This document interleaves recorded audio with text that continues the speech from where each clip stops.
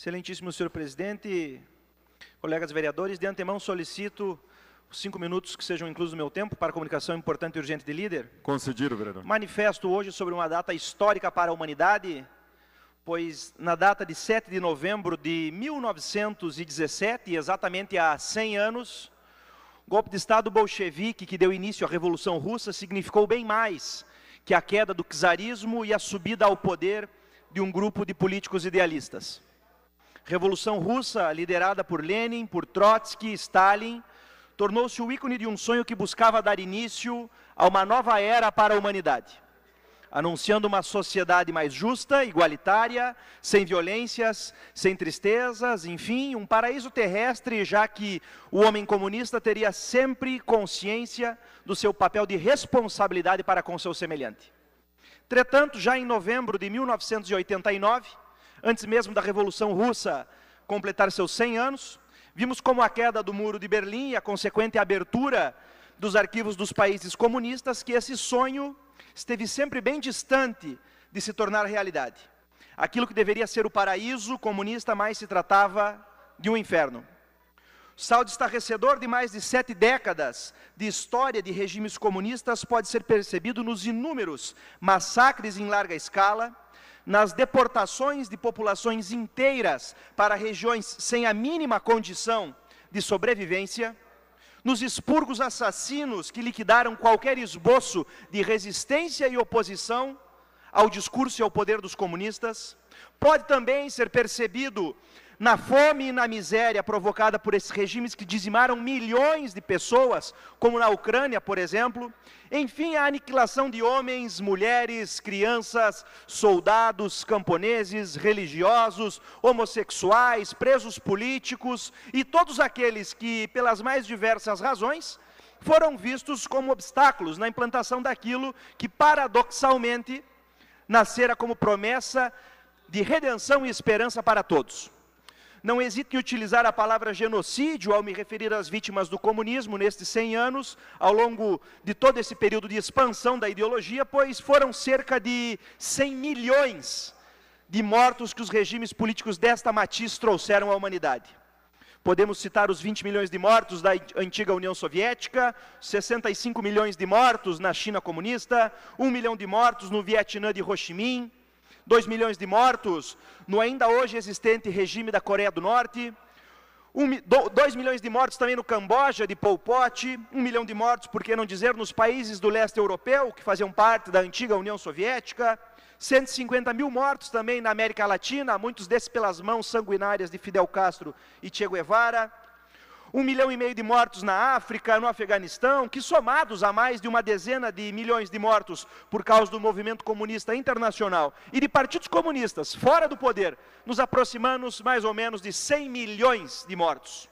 Esse número assustador de fato ultrapassa amplamente, por exemplo, o número de vítimas do nazismo e até mesmo das 2 guerras mundiais somadas, em que pese não podermos ser indulgentes com nenhum regime político que sancione mortes, mesmo que em pequenas quantidades. Com a consciência tranquila, devemos nos opor a toda forma de opressão à vida humana, mesmo as injustiças sociais provocadas, por exemplo, pelo liberalismo clássico. Criticar as injustiças sociais hoje existentes não significa, entretanto, apoiar o totalitarismo comunista como solução e remédio para tais mazelas. O comunismo sempre produziu genocídio e holocausto por onde passou. E isso pode ser confirmado tanto pelos relatos de sobreviventes como pelas revelações dos arquivos, hoje acessíveis, e que até a queda do Muro de Berlim eram mantidos sobre um estrito sigilo. O terror vermelho, para citar os termos que os próprios comunistas utilizam, foi o principal instrumento usado por eles para a tomada e manutenção do poder. Não podemos, contudo, nesta data histórica, esquecer que os métodos terroristas violentos, subversivos e antidemocráticos não só foram cometidos no passado, como ainda são meios utilizados hoje por grupos e partidos comunistas, muitas vezes de oposição, que embora jamais tenham chegado ao poder, fizeram e fazem de tudo para deturpar, desestabilizar governos, manipulando o Estado de Direito e a democracia em proveito próprio, de um jeito talvez até cínico e peculiar, como quem diz aos inimigos paulada e os amigos marmelada. Os fatos demonstram a principal característica dos movimentos comunistas, tanto no século XX como no comunismo do século XXI, é o terrorismo praticado pelo Estado, ou seja, o uso do poder para praticar violência, em grande parte contra o próprio povo que o comunismo visa e jura querer defender. Obstinados, pragmáticos e muitas vezes carismáticos, os líderes comunistas, meus caros, que guiaram o mundo para um destino supostamente inelutável, hoje já não conseguem esconder sua face sombria, já não enganam mais ninguém. Lenin, Stalin, Mao Tse-tung, Pol Pot, Ho Chi Minh, Fidel Castro, Che Guevara, e por que não citar os brasileiros também, Carlos Prestes, Olga Benário, Carlos Marighella, e muitos outros tornaram-se os responsáveis diretos pelas atrocidades cometidas em nome do ideal comunista. Sob seus olhares zelosos, homens, cidades ou povos foram considerados como obstáculos para a implementação do sonho comunista e foram exterminados, com violência e brutalidade. Meu objetivo, meus caros cidadãos de Passo Fundo, nesta tribuna, como democrata, não é o de encontrar causas ou justificar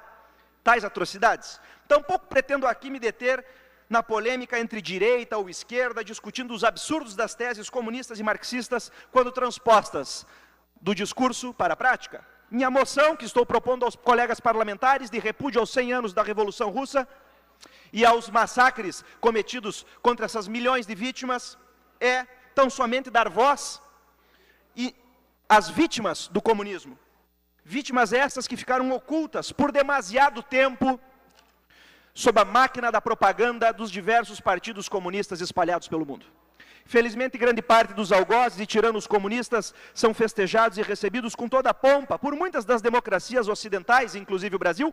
Muitos brasileiros, meus caros cidadãos, inclusive na data de hoje, estão celebrando os 100 anos da Revolução Russa como se ela houvesse produzido outra coisa que não fosse violência, opressão e morte ao povo. Por isso digo que todos aqueles que de algum modo tomaram parte na aventura comunista, tanto no século passado como neste, estão doravante moralmente convidados a rever suas certezas e convicções sobre os resultados deste centenário da Revolução Russa. Por derradeiro, a moção, nesta data histórica em que completamos os 100 anos da trágica Revolução Russa, tem por intuito iluminar os fatos, dar consciência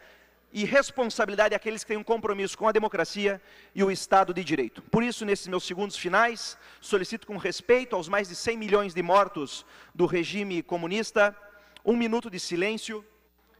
para que possamos prestar respeito a essas inúmeras vítimas. Muito obrigado.